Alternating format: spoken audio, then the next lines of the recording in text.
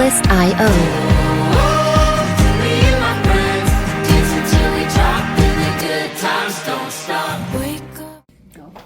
Good morning. I'm Kathy Driver, and I invited my dear friend George Fuller to come today and speak with us. George has been a friend for 10 years or so, and we worked together on building Life Compass. George is the brains behind it. I was a grunt. Good. Yeah. On the You contributed to the content. That's for sure. Yeah, I've given him lots of things to write about. But today he is going to talk with us about the rest of our lives, how we want to live, who we want to live with, where we want to live. We have a choice? There are options. We'll go over You them. may have choices. That's the proof of love, is the choice. No choice, Shannon. Yeah, you're outdoors tonight, buddy. At any rate, I'm He just likes going to my let cooking. George come and start. He can tell you what he wants to about himself. You will see his books on each of your tables at the end of the presentation. If you'd like to buy one, they're $10, and I'll be handling those transactions. So you can just come to me if you'd like to have one. So, George Fuller. Thank you. All right, good deal. He plays the guitar too. He Yep. does and sings. We'll see. Well, I'm really glad to be here. I've retired and entered my encore calling and mission in May. So I had been building Life Compass while I was a minister in churches and doing other volunteer things like coaching baseball, basketball, and soccer with my sons as they grew up and all those things. And my wife and I took care of all four of our parents through the end of life. So for 13 years we had someone dying in our home. And in the midst of that 13 years, my wife battled advanced cancer, and she's still living and doing well, but she's the 5%. Because at the end of collecting all the diagnosis, 95% of the people with her type and stage of cancer are dead within 5 years. And that was 21 years ago, so she's the 5%. And so, but what I noticed was that I loved my parents and my wife's parents, and I was going to do and make sure we did what was needed for them to have dignity, and not only dignity, but for them to appreciate the beautiful way they lived their lives and built the families they built. And it ended up costing us a lot that it didn't have to cost because we did not have a plan. So I'm going to say something, and I want you to tell me your honest answer if you agree with me. The world we learned to grow up and grow old in no longer exists. Amen. Okay, amen, right? Yes. Yes. So the world created by how we grew up and grew old is here. But anyway, so I'm gonna sing a song, but and come back to that truth. But what happened was I kept being invaded by normal. Turns out it's normal for people to grow old. Turns out it's normal that when you grow old you have health issues. And it turns out that the average person spends 2.5 years in long-term care in our country, and when you have long-term care, that means you have to have constant 24-hour support. And so when our parents entered those stages of life, they did it pretty much sequentially, which extended the time but didn't overwhelm us as much.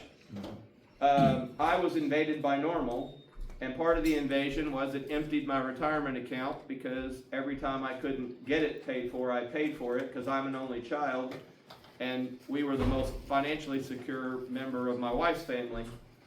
So there wasn't a way to ask people for checks. And so we did it So in the end, if we'd had a plan, I'd have $200,000 more in my retirement account back then, which means it would be a lot more now. And we would not have had the confusion and fear and the resentments that we had to work through. Unfortunately, we love each other, so we worked through the resentments of how the burden fell on certain ones and not as much on others.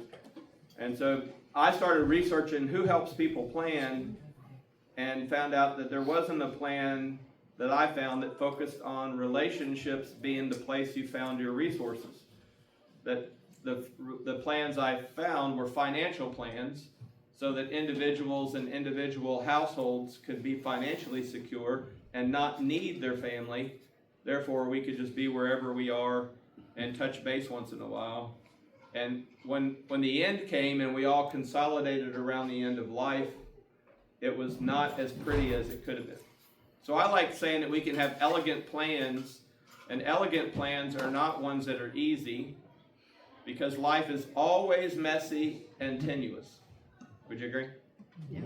Yeah. It doesn't have to be as messy and as tenuous if you're not alone and you have a plan. It is not as messy and tenuous when you know you're not alone and you have a plan.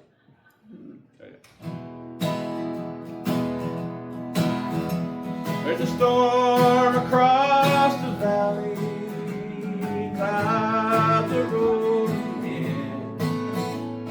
The afternoon is heavy on his shoulder. There's a truck out on a 4-lane, a mile or more away. Winding of his wheels just makes it colder. Hey, it's good to be back home again. Sometimes this old farm feels like a long lost friend. Yes, and hey, it's good to be back home again. There's all the news to tell him about how you spend your time. And what's the latest thing those neighbors say? Your mother called last Friday, the sunshine made her cry, and you felt that baby move just yesterday.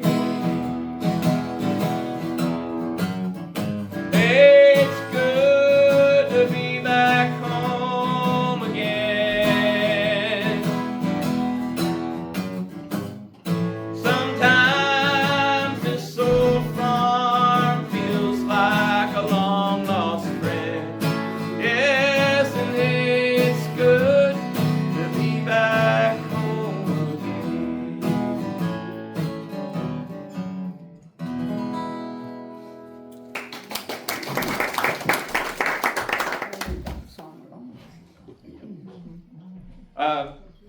So I didn't do the whole song, but I'll do the whole song tonight. For those of you that are gathering at Kathy's house, we'll do that, and some others, have some fun. I titled the talk, 3 Essentials to Secure the Future for Yourself and Loved Ones. All right? So I want to do the 3 essentials, and then I want to unpack the 3 essentials. I remember my football coach saying, it's nothing but running and tackling. And then we had 2-a-days, and we had to learn all the positions and the playbook and everything else. Turns out he's pretty much right. Whoever has the ball needs to run that way, and who's ever trying to keep him from doing it needs to tackle it. You know, so it's pretty simple. But here's 3 things, and you could say they're just 3 things, and then I would say that there's a lot of work involved in doing the 3 things well, and we'll talk about that. So 1 is person. I've developed my whole system on a life compass. I decided life is not a GPS, right? You don't say this is where I want to end up and the day I want to die. and you click route. And then it maps it out, and you just hear the voice. You can even do a British accent, and say, here's what you do, and you do it, and you end up there. That's not how it works. So I became convinced life is more like the best you can do is follow a compass. So every day you get up with a compass that's oriented towards your north, which may be your understanding of God, your understanding of the way the world works. And then you decide where you're going to go and follow the compass that takes the path that takes you where you want to go based on the compass. And so the compass is person, people, place. And I can unpack, and Kathy can tell you, I can talk for a long time about all the research verifying that you need to know if you're going to flourish as a human being, not as a consumer. I'm not talking about being a flourishing consumer. I'm not talking about being a flourishing citizen. I'm not talking about being a flourishing, obedient family member. I'm going to say if you want to flourish as a human being, you have to follow your person. You have to be able to know, live into the best version of yourself as a person, or you can't flourish. In fact, if you do it, you can flourish, because Viktor Frankl writes a book, The Man's Search for Meaning, and says, I found it in Auschwitz. Because I was more who I wanted to be in Auschwitz than any of the German soldiers that were controlling us. And so you have to be yourself as a person, then you have to have a people. And you have to know who you are within those people, and you want to know who they are to you, and you get to choose that. If you don't choose your people, then you are subject to, enslaved to, obligated to people, and that violates number one, person. So you need to be able to pick your people. And we even had that statement, you get to choose who your people are. Yes, you do. Or it's not love, because if you're only there because someone has a gun to your head, the word love means nothing. So you choose to be with your people, you can flourish as a human. And then you have to have a place, and I define place as a home. And home is not the structure where you sleep, it's the relationships where you flourish. You feel at home if where you are includes being able to relate and flourish. And when I met John, this John, not Techno John, there's Techno John and Mayor John, but when Mayor John, he's like, this is how you dress in Pine Knoll Shores. I almost came that way. My shirt's orange, not that. But anyway, I was like, that's exactly right. When you're in your place, your home, and my proposal is you can actually live at home in every stage of life. So that you can be where you want to be with the people you want to be, and that's home. All right? So the three essentials are person, people, place. I know it sounds elementary. I'm not trying to insult anybody, but let's just say them out loud so we can always rehearse them.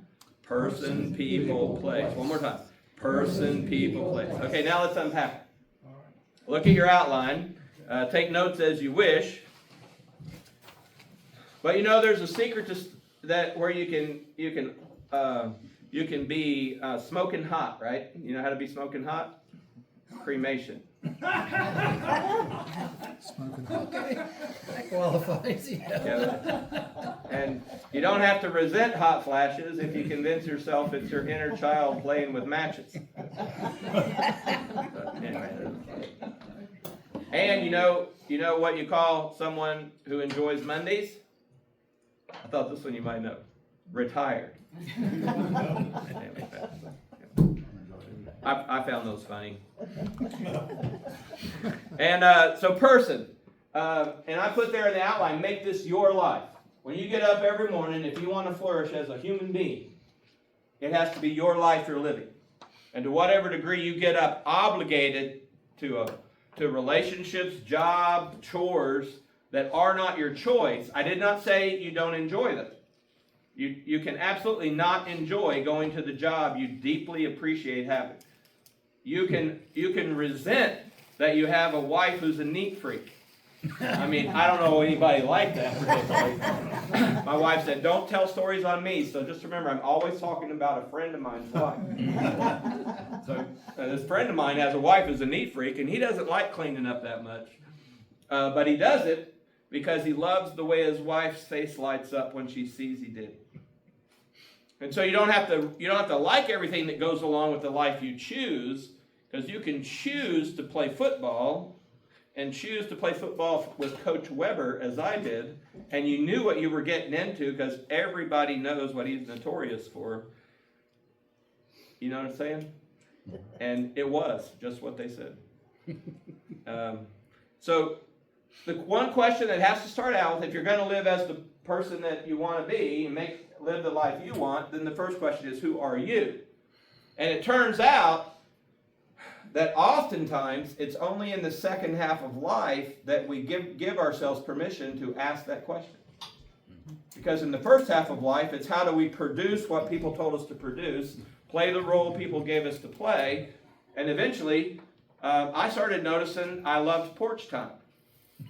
Kathy can tell you my last house had 3 porches. The house before that had a wraparound porch that never ended. Except to join the deck on the back. And so I love sitting on the porch and waving to everybody and be like, you're wasting time. I'm not. I am me time. And then, everything's that way. So who are you? And then how you move through your days. How you move through your days has to do with your health. If you don't move your body the way your body was intended to be moved, your muscles will not be what they were intended to be, nor your structural health, nor your mental health, or anything. You have to maintain your health. You have to stay vital and move around. There's a book called Your Body Keeps the Score. And it does. Your body does keep score on how much you did and didn't get up and down. And also your soul work.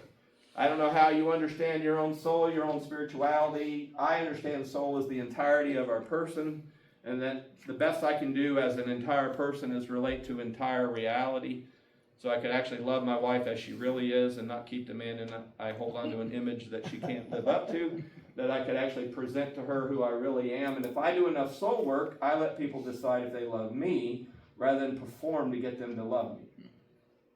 And it's very exhausting to have a stage character. And I'm not saying I'm not putting on energy for you, but I'm not lying to you. It's messy and tenuous when you live life.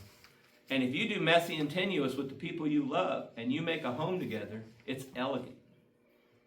And when my dad died, who died May 13th of 2014, after 13 years of someone dying in my house, and I was exhausted, and I slept for 2 days.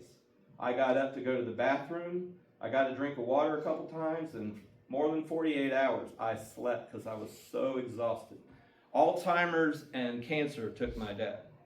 And the Alzheimer's was a lot more exhausting. And so I slept for 2 days. My wife asked my physician's assistant daughter-in-law if she should be worried about me. And she said after about 3 days I'd get worried. He's just exhausted. And when I got up, I would walk down and there'd be family gathered and friends gathered, and I would be listening to them tell stories and laugh. And I'd go back and go to sleep and come down. It was elegant. You understand? I was totally exhausted. You understand? Totally exhausted? Totally exhausted. And we did it. And my dad had dignity as best we could preserve. Risa? You have to do your soul work to do that. Otherwise, you will just do what's demanded of you and lose yourself and resent it. And you have to be able to say yes. In fact, my main teacher, Jesus, said, let your yes be yes, and let your no be no. I used to think, well, he just means don't lie. And we already have a commandment on that. He means don't lie. No, he means go to your secret place, go where you do your soul work, and decide your yes. Tell everybody else to be quiet long enough to say, this is my yes, this is my no. And when you do the soul work to decide your yes and your no, you can flourish. And according to Viktor Frankl, even in Auschwitz. Life partners are important. If you move through your days, you have to decide who you partner with. We had some close friends while I was coaching ball, baseball, basketball, and soccer with my boys, who I don't even know where they live anymore. But we were super close while we were getting our kids through sports. Right? We had friends when my sons had a rock band, a Christian rock band, and we toured around with this rock band, and there were people we knew, and we're all excited. And then they went to college, and the band stopped, and I don't know where they are. But we were tight. Who are your life partners? Who are with you, and who are the ones who stay with you when they know you fully, and who are the ones who stay with you as you live your full life fully, all the way through. You have to decide that, and it's a reciprocal agreement. You know, the fact that Tammy and I got married was huge, because I married up. You understand? You'd know that if you saw a picture of her, but that's not the main way I wore it up. She was captain of the state championship debate team in Oklahoma, and I wanted someone who thought for themselves. I didn't want to have to prop her up, you know. And then I woke up married to the captain of the debate team, and what I'm saying is that we get through it. So and then I also want to say, I think if it's your life, you have your right to a bucket list, right? I love. Kathy has her Grand Canyon T-shirt. It's still on my list, and I want to get to the Grand Canyon. I've been to some places. My wife and I did our waterfall tour last fall, and we just bounced around the waterfalls. But anyway, person, you get it? Person. Just you say it real simple. Be the person that you choose, and be the person you choose as you head to the second essential, which is person, then people. I mean, shape your legacy and how it lives on. I want to make sure we're all in agreement. You have a legacy, and you will always have a legacy. Even if no one remembers you, the ripples of how you related in the lives of everyone, the ripples of how you consumed and lived life will ripple through the earth, the biosphere. You can't stop impacting for the rest of the life of that biosphere. You have a legacy.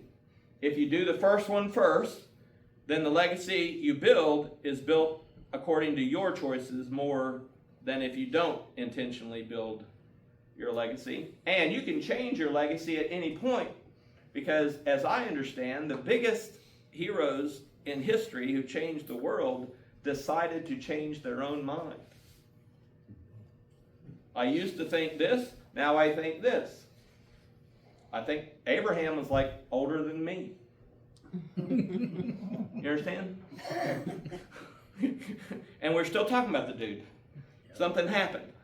When does it happen? We decide, and then we get to decide our legacy. So legacy has to do with your experience, and you deserve a good life. I tell people I work with, they're wondrous and worthy. They're wondrous. You and I are so complex.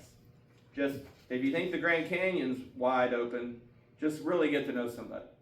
Or even really get to know yourself.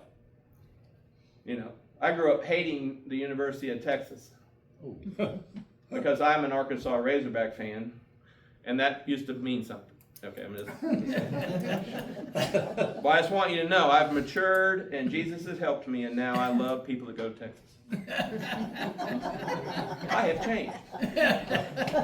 I can see somebody with a Texas hat on and greet them pleasantly, without a sarcastic comment about how they cheated their way. Never. Is that, Almost do you do that with politics too? Yeah, exactly. No, we have. If we don't, yeah, I won't chase that rabbit. And so, and the second is your own experience, but then your role in the lives of the people you love. And one of the things that's happened in our culture right now, which kind of relates to Hilda's point, is that right now we're wondering who we trust that we used to trust, who's with us that used to be with us, what is their vision of the best world, life, nation, whatever, and what isn't. And we have the right, because we're wondrous and worthy, to actually know the answer and be with the people who could actually help us flourish. And that is more contentious and harder just in the last handful of years. In our life, it's just in a minute, right? We've been along and just single boom. You know, the young people are like, this is the way it's been. It's just been this way. So I'm like, no, it hadn't. Anyway, and so that has to do with how you spend, how you invest yourself, your time. So your calendar is the context of legacy, right? It has to do with your experiences. What you do in that time builds your legacy. Who knows? When you volunteer and show up, even if they don't remember your name, their life continues to be improved because you served them in some way. And you create the legacy. You also decide how to make memories. My wife and I save for what we call the epic adventures of our grandchildren. We have 6. Pictures are on my phone. And we have an epic adventure. And when the year that each grandchild turns 15, we take them on an epic adventure of their choosing.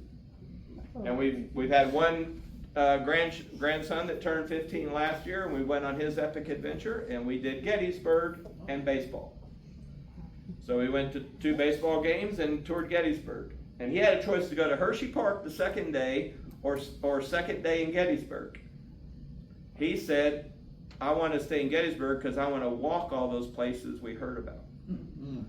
And my hips hurt after the second day because we weren't riding around with a guide. We were actually walking through the woods where each thing's happened.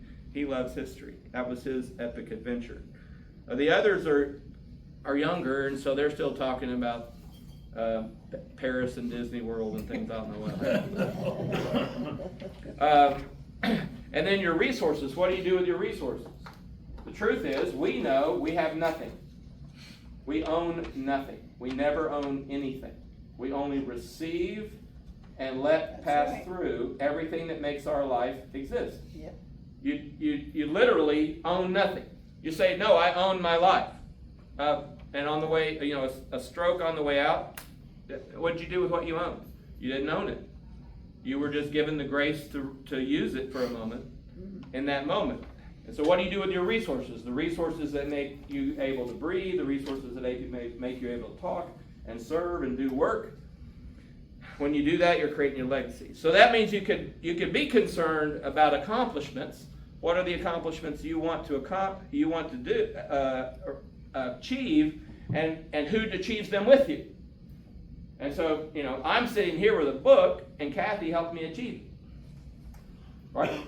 And my wife doesn't think anything weird's going on between Kathy and I, but I hang out with Kathy.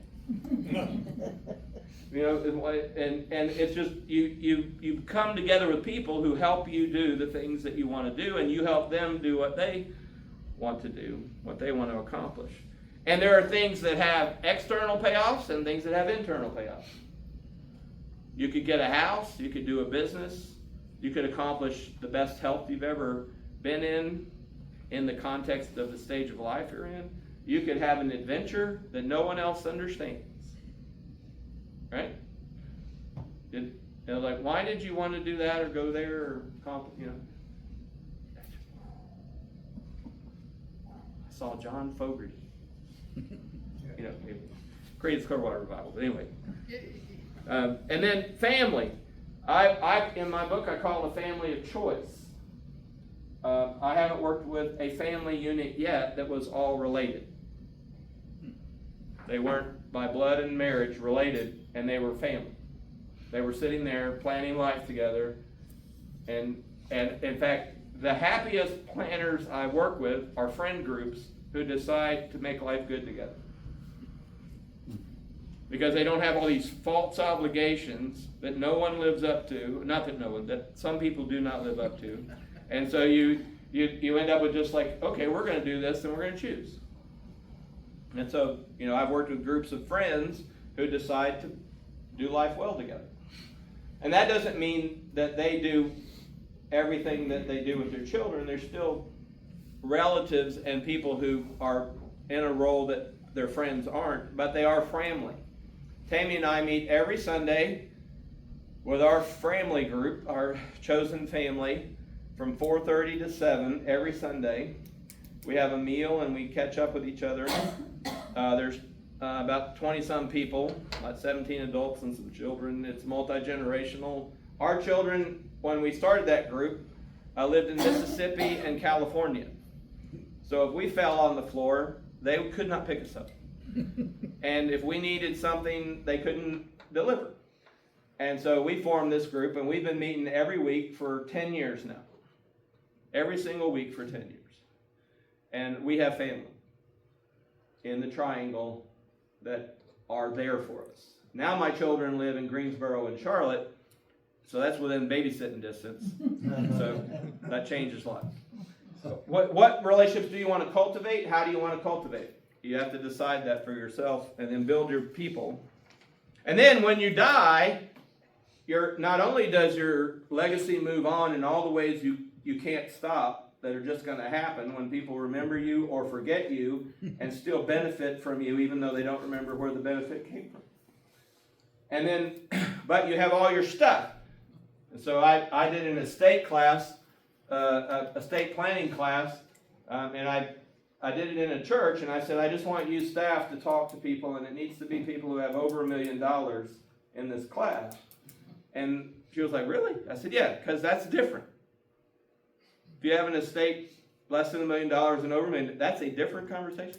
And so I talked to them about their legacy. You know, one guy came up and hugged me afterwards. I just didn't think about it. You know, like one of the things he was grateful for was that if you leave a large amount of money to an active addict, you have killed them. You have helped them die quicker. Yeah.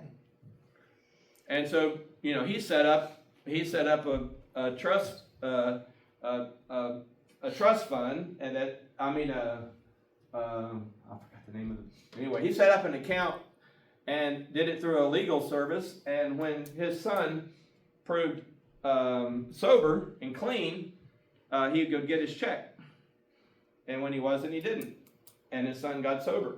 And he said that after 5 years of sobriety, he could then just receive his inheritance. And he received his inheritance and is doing fine. Because your legacy, if the money received from inheritance goes away at the same rate as lottery winnings. Only like 4% of people improve their life with bonus money showing up. Most people exaggerate and accelerate where they're going. They just do more of what they've done. Maybe y'all don't have kids that make choices you don't think are wise, but You're right. I've seen it happen with my friends' kids. And then there's the encore work of your people. Like your people are now, and then when you get to this stage of life, you have a different group of people. What is your encore? There's a whole encore movement, and I think it's worth checking into. How do you support and work for the causes you believe in? How do you equip people to live better lives? How do you equip yourselves within your own household to live better lives? And then there's those perpetual influences. Some people have enough property to create perpetual influences. You'll see people's names on things that are perpetual. Also, there are investments. And it doesn't have to be a big investment to be meaningful. There's a book called Doing Good Better, and our Sunday night group worked through it, and that was eye-opening for me. It turns out that you think $200, if you have an investment account that only produces $200 worth of income in a month or in a year or whatever, you think that's not much, but it turns out there are places you can put that $200 and it changes people's lives because they're living in a different economy than we are. So how do you do the perpetual influence with investments and stuff? And then there are traditions. Like, you know, and my sons have kept some traditions that just warm my heart. And they did not keep some that make me mad. I don't know about y'all, but that's the way it works. They married people that didn't want that tradition. You know, and so I don't know how y'all do holidays and special things, but there are some things they kept, and I'm proud they kept. And some things they didn't. I'm like, what about that? No, we don't do that. We did it every year. Yeah, we don't do that. How many kids do you have? I have 2 sons. 2 sons with their wives and 6 grandchildren. 3 each. They each have 2 boys and a girl.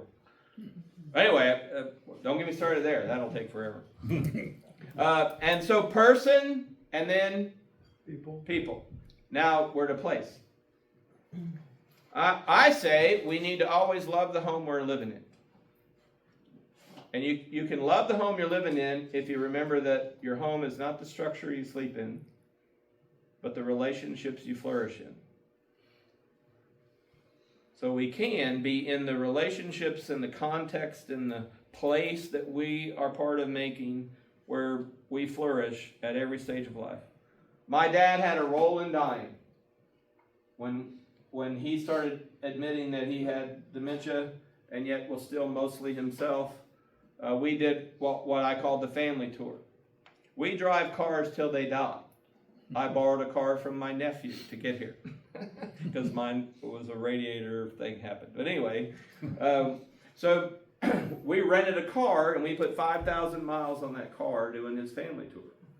And we went to see the cousins that were living, and we walked through the cemetery and in Donaldson, Arkansas, population 393. And my dad knows all of them. And when we walked through the cemetery, I heard the stories of addiction and mental illness and traditions and murder. Life is always messy and tenuous, but it doesn't have to be as messy and as tenuous if you aren't alone and you have a plan. And we were there, and he was telling me stories, I think partly because of the early dementia state that I'd never heard. But I had been the minister with a family that had lots of addiction issues, and so I was called to do the funerals. And so people are like, well, George, why don't you drink? I have this genetic history, and I did the funerals. So I'm not judging anybody. I'm just saying I know how this ends. I walked through the cemetery with my father, and I'm blood related to those stories. And I may have the allergy, as AA calls it.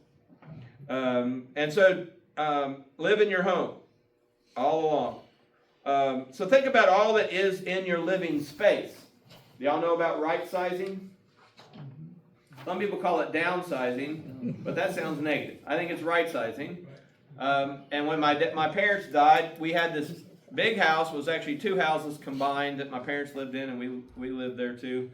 And all their stuff in a barn with my dad's collections of things and all of his tools, because he ran maintenance for a university and he collected tools.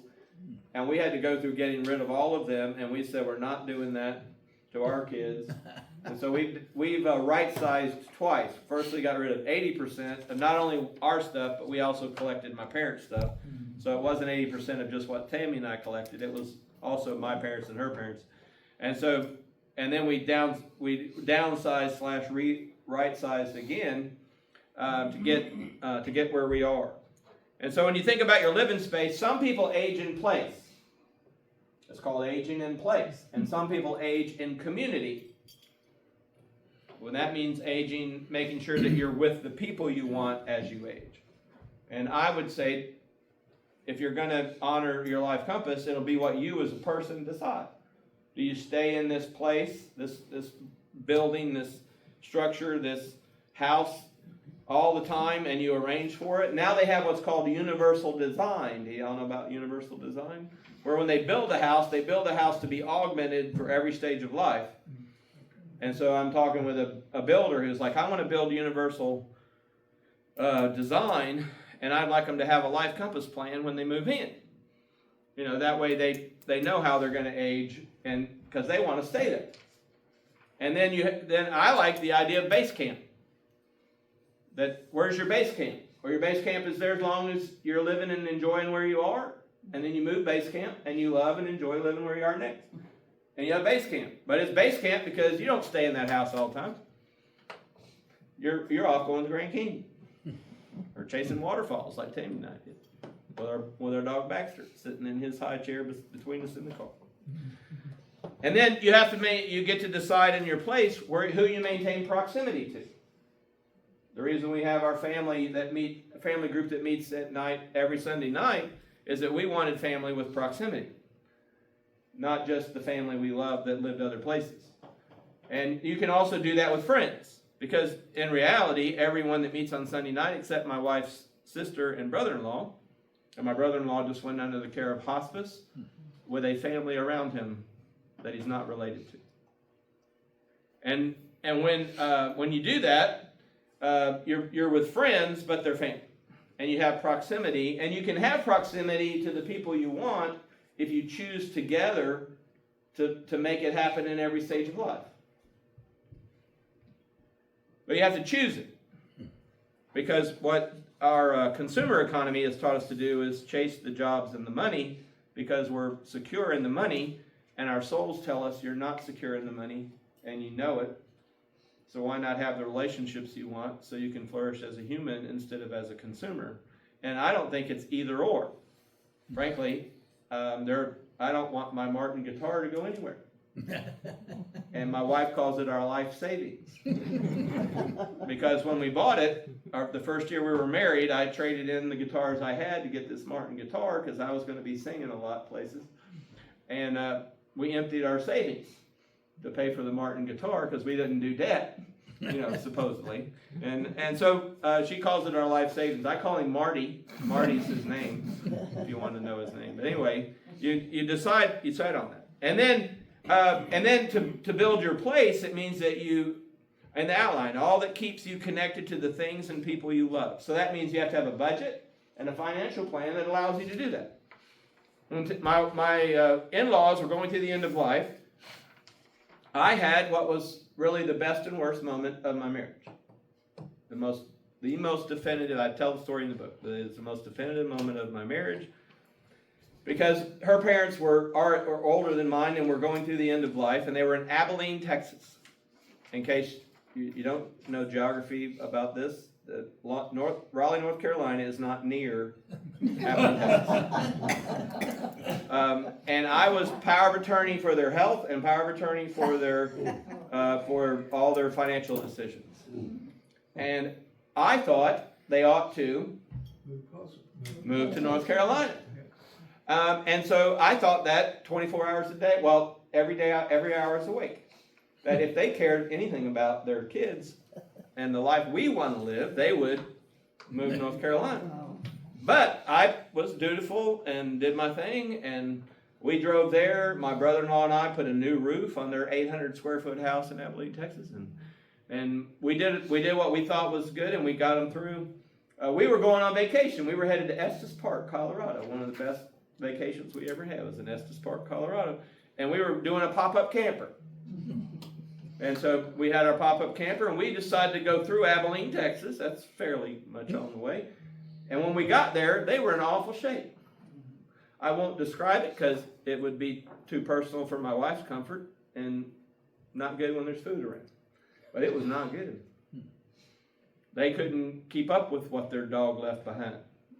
It was not good. And so we stopped, spent 3 extra days there, and I got up with their doctor, and we arranged in-home health care. I told the truth to their friends at church. Let the cat out of the They had friends that they weren't telling the truth to about how it was going, and their friends wanted to help. They just didn't want to tell them the truth and get the help they needed. And so we set it all up, and all done. I was very happy with what we had accomplished. They were very happy. They're very appreciative. It was all good. We got in the van with the pop-up camp behind it, and we started on our way to Colorado. And I took a deep breath and said to my wife, I wouldn't let my parents suffer the way you let your parents suffer. Oh, ouch. And you're still alive? Barely. Well, I was glad that my 2 sons and my nephew were in the back seat because that might have tempered what happened next. She said, George, what are you worried about? Is this your life you're worried about? What do you mean? They want to live in Abilene, Texas. That's where they're happy. You don't want them to be happy? Oops. I think you're just worried about how it inconveniences you. And if you don't want to come to Abilene, you don't have to be. And if you don't want to be the power of attorney, you don't have to be. We're going to show up when we can and help them. As long as they choose to live in Abilene, they'll only have access to us living in Abilene with us living in Raleigh. It's up to them. It's their life.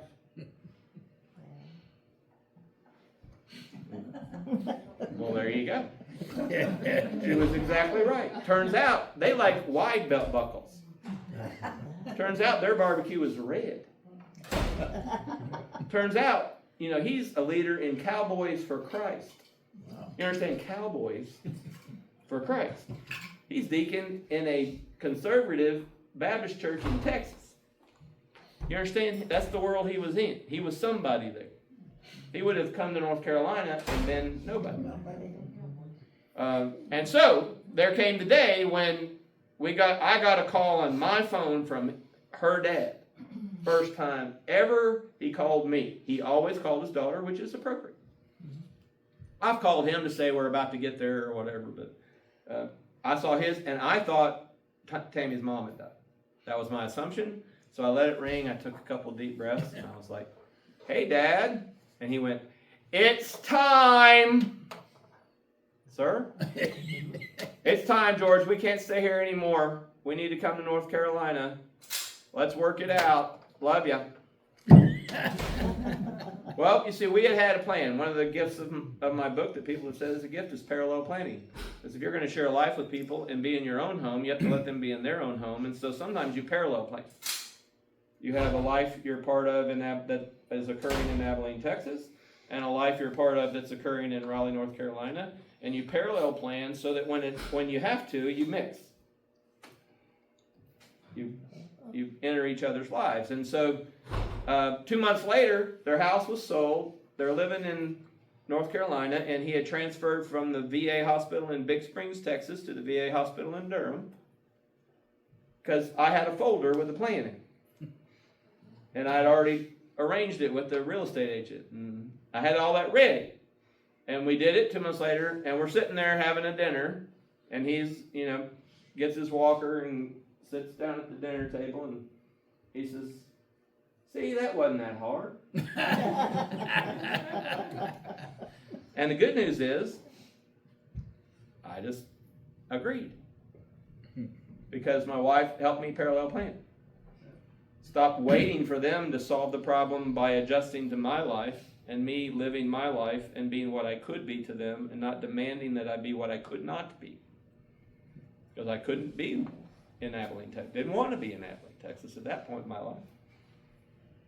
Does this help to see how it all flows together? Anyway, I'm hoping that. And then, so when you get your financials in order, you're planning for the people and the service providers and the end of life. And my guess is, because of who you are, you hear a lot of end of life things. So I'm trying to focus on getting to the end of life, and then how you would plan for the end of life. The things that would guide you in planning. But I have a whole class, and I've done groups just on end of life planning, which is not just funeral and not just care, not just long-term care. It's how do you want to end your life well, and plan for it.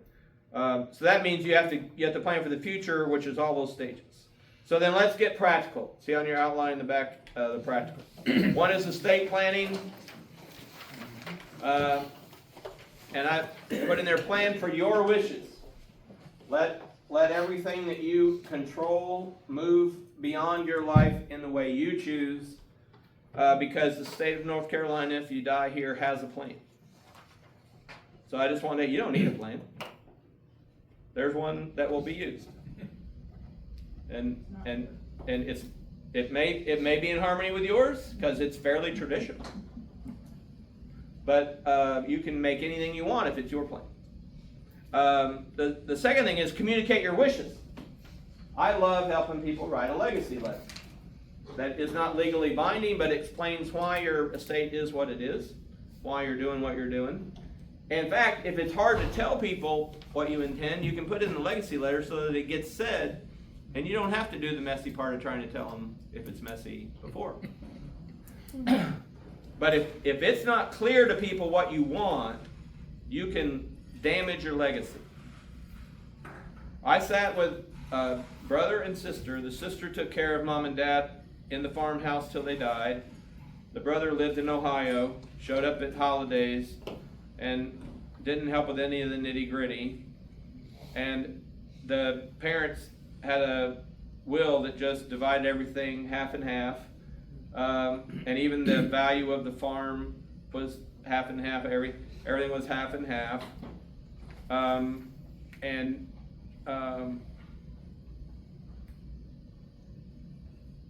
The brother and sister were just greatly at odds, because the sister, who had invested thousands of hours, thousands of her own dollars, gave up a career to take care of mom, got the same thing as her brother, who enjoyed holidays on the farm.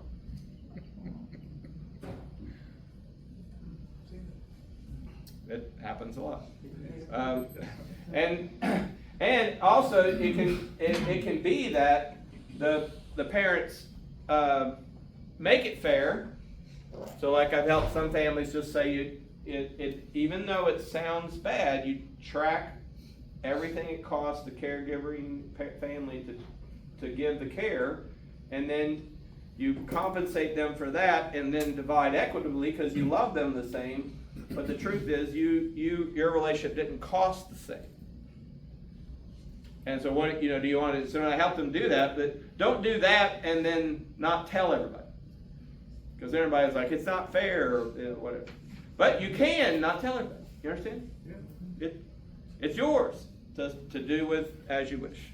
And then how to relate to children and grandchildren.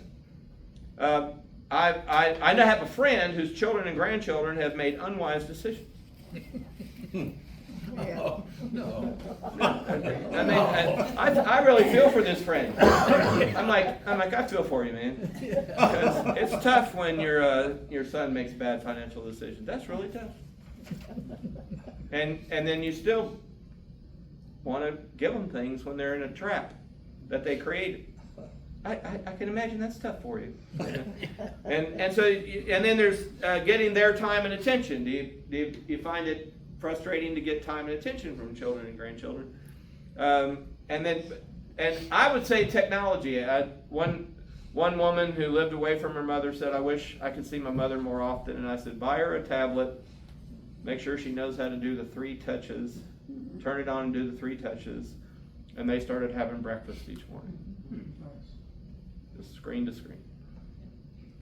And so you use technology. And making memories, because one of the things you can do is make memories. And sometimes that involves financing the making of the memory, but oftentimes it means coordinating the effort to create the memory.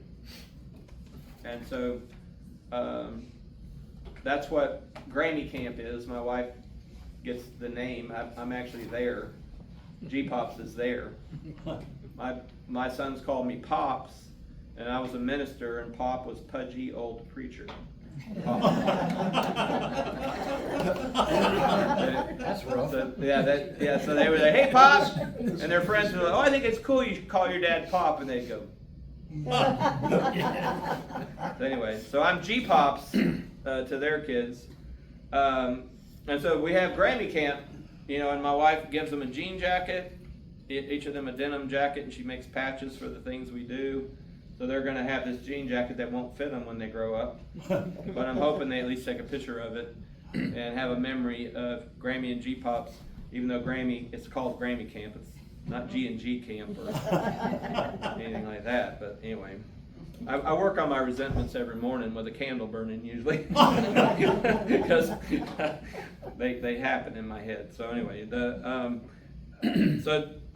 so you create the memories that you want. And then the second half of life conversations, and if you look, you'll see that there's cards on your table. And I just want you to see them. I'm going to tell you about them, and then you could decide to look at them as much as you want. And you can buy a set. You can buy them on Amazon for the same price you could buy them here. I don't make money on selling the cards at all. But these conversation cards, so when my dad had dementia, he could talk about the past, but not the recent past. And so I put these cards beside him in the chair, or on the coffee table. And so here's just a few of the prompts. They're prompts, conversation prompts. Mm-hmm. What are some life lessons you would like to share with people? What are some of the things you are most grateful for? What food or drink was a special treat when you were a child? And my dad would say, it wasn't castor oil. That got used a lot, it seems, along with whiskey and honey. Anyway, turnip greens and pinto beans was his answer. When you were growing up, what did you dream you would do with your life? What was a major turning point in your life, and how did it affect you? What are some of the most valuable things you learned from your parents? What accomplishments in your life are you most proud of? There's an 8-pound bass that happened. But they're probably wanting the birth of my child. And that's, what did you enjoy most about raising children? That's a tough one. What world events had the most impact on you while you were growing up? My dad spent 3.5 years in the shooting zone of Vietnam. That made a difference. What are some of the greatest adventures you experienced as an adult?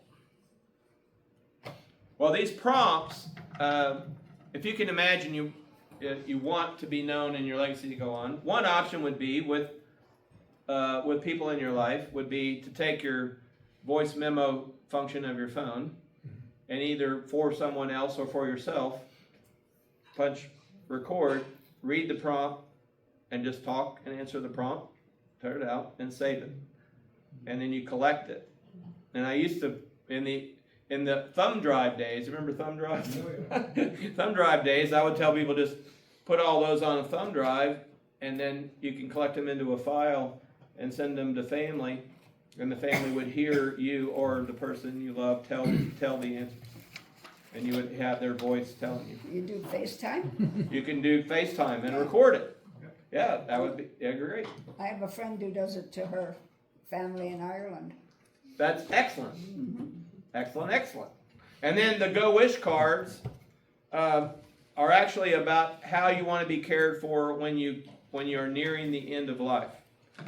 And it's put out by a group called Coda. You know, in music, Coda is the separate ending of a song.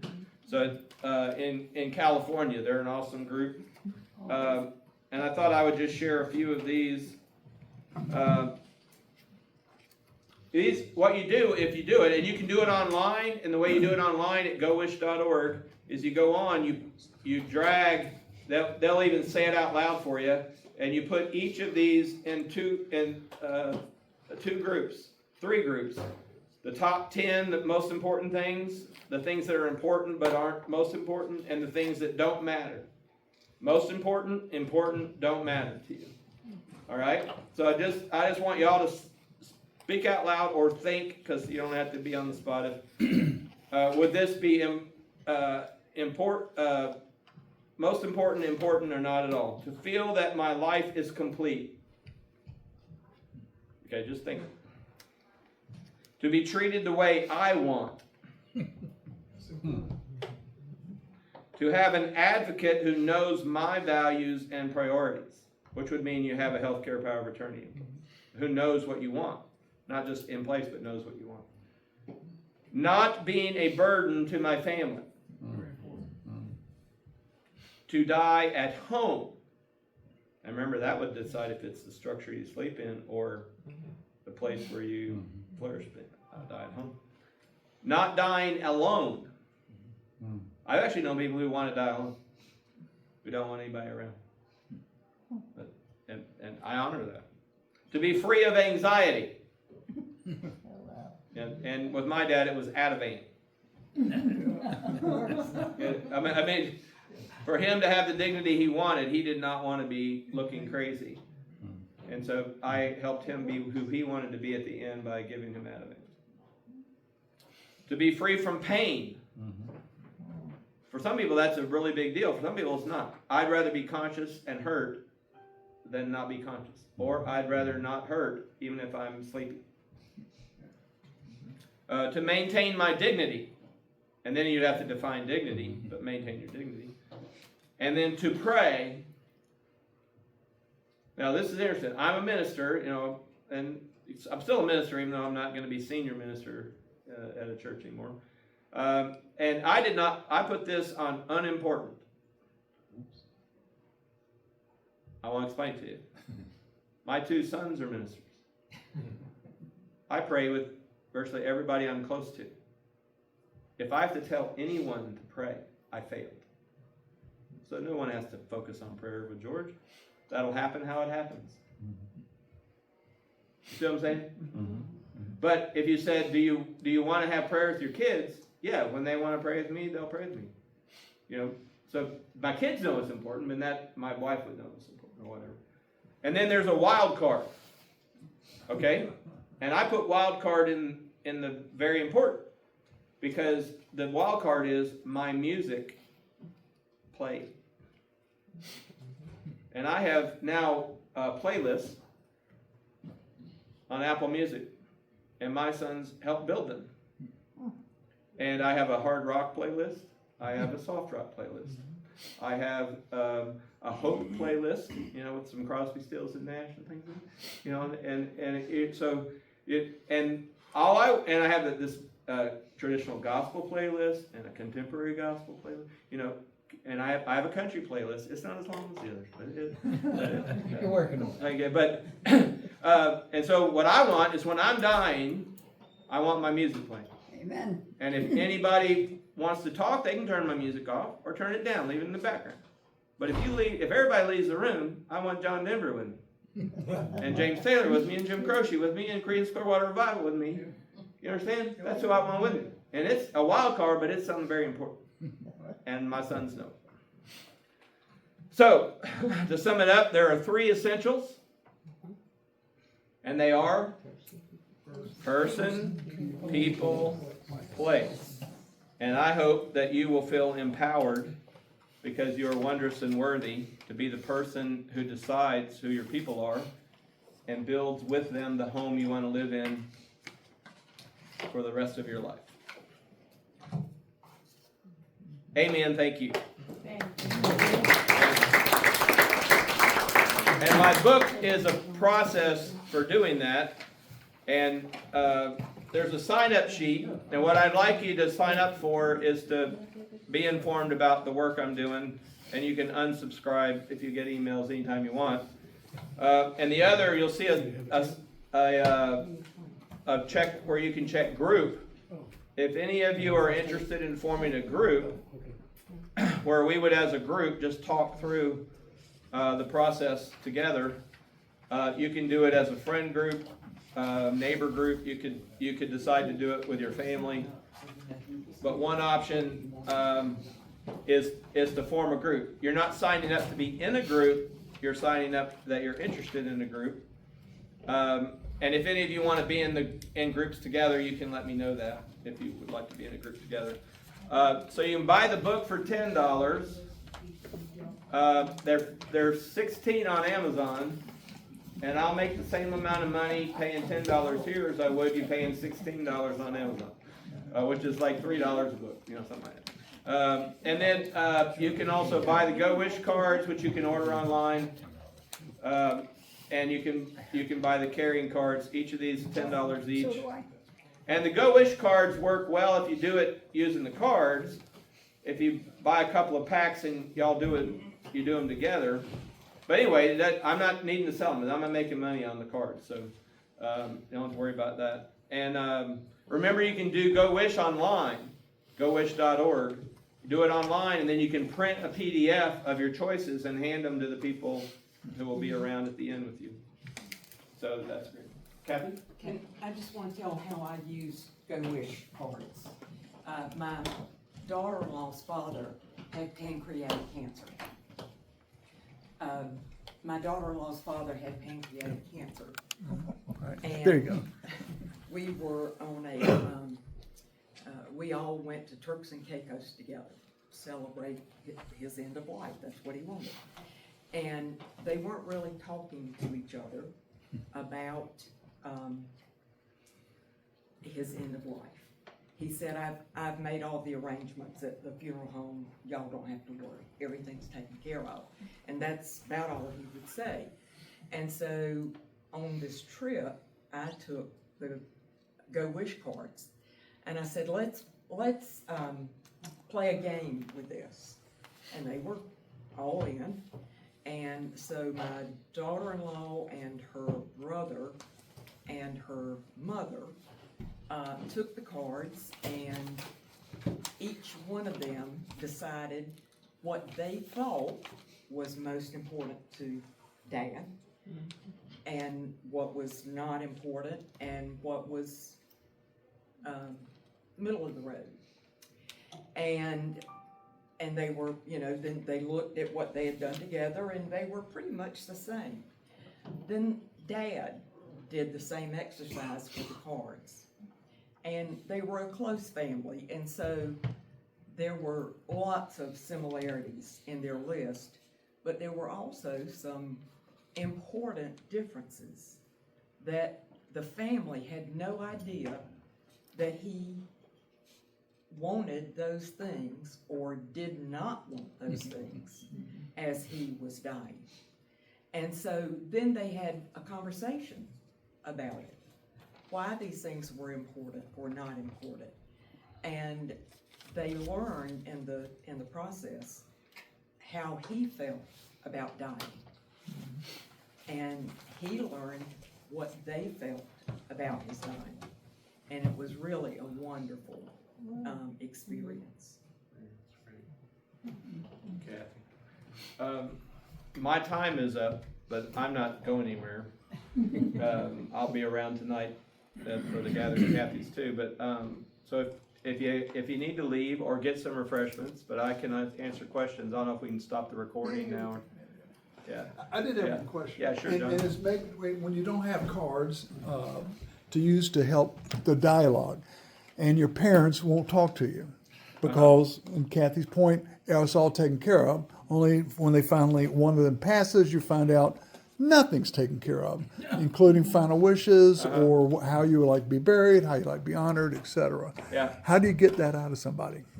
Okay, so the question, I was hearing two different things: the way they want to be treated at the end of life, or the Right. plans for themselves, like funeral plans and estate plans and those kind of. Which one of those is, or is it all of it? I think it's the whole bailiwick. Like, Yeah. you got to tell us what So you the power, want. the power of parallel planning. Remember Okay. parallel planning? Yep. So, so I would suggest something like this: I love you, and we're going to be there with you and take care of things when you die. Here's what I plan to do, and just tell them concretely what you plan to do, and let that be what you plan to do, Okay. and then let them decide if they want to adjust it. And if you're not power of attorney, then you could say, here's what I'm imagining, because you can't do it.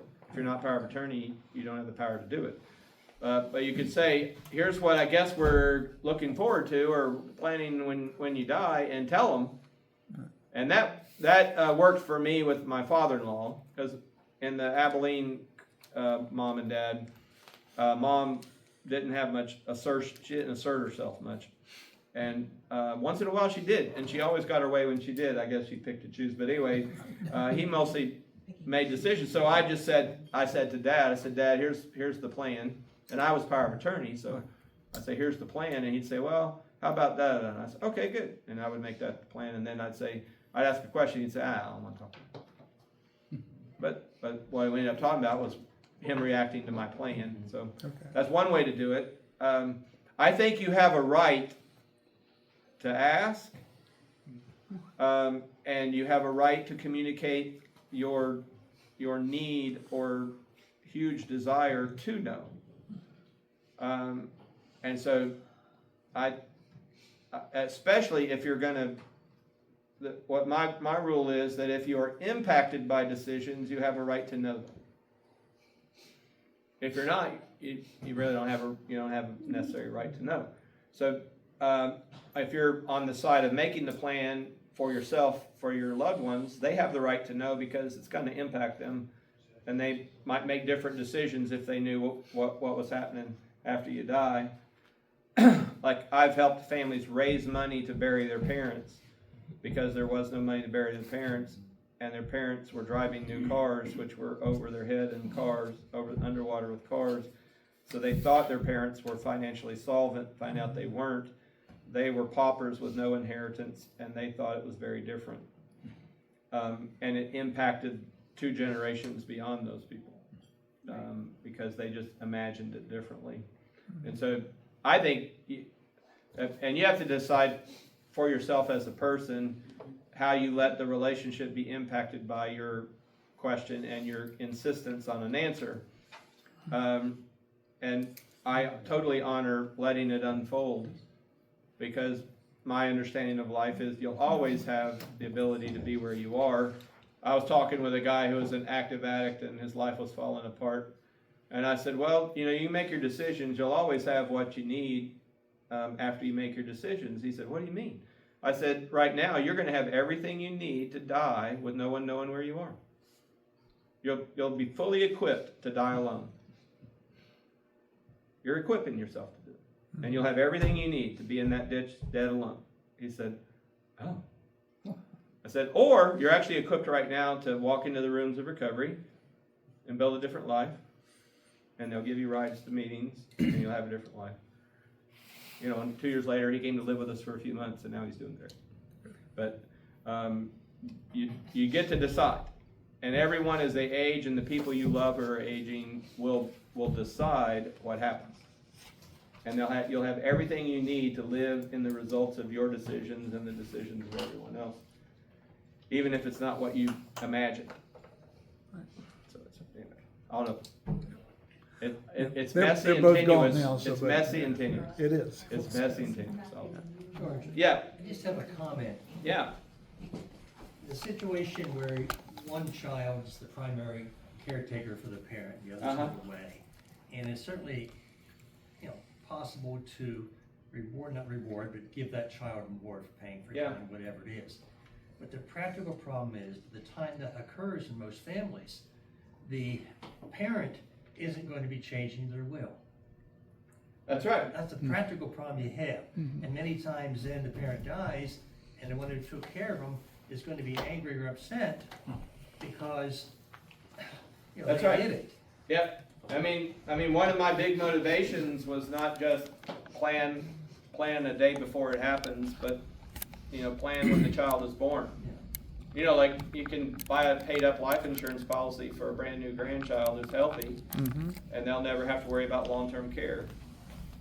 Because they'll have a life insurance policy to borrow on, and the death benefit then goes to them, so if you think that far ahead, you can secure with a lot less money, because a paid up life insurance policy for a 3-month-old is a lot less than a disabled 75-year-old. And so, but anyway, then you got, but you do have that planning ahead, and one of the reasons that I chose the song I chose is that if you live on a farm, you don't have to have an estate plan, because everybody just knows Dad can't drive the tractor anymore. Who's driving? And it gets passed on, and the whole support system moves with you. Your home is there, and your part when you're living in that, and that's the world we grew up and grew old in that doesn't exist anymore. And my cousins that are in Donaldson, I'm jealous of how secure they are in Donaldson, but I don't want to live in Donaldson. I don't want to drive a skidder, in the woods harvesting pine trees. Yeah. But so it's whatever it is. Yeah. And that nothing wrong. I'm glad they do it, because I have a house built with the pine trees. Very good. Thank y'all very much. Okay, thank you.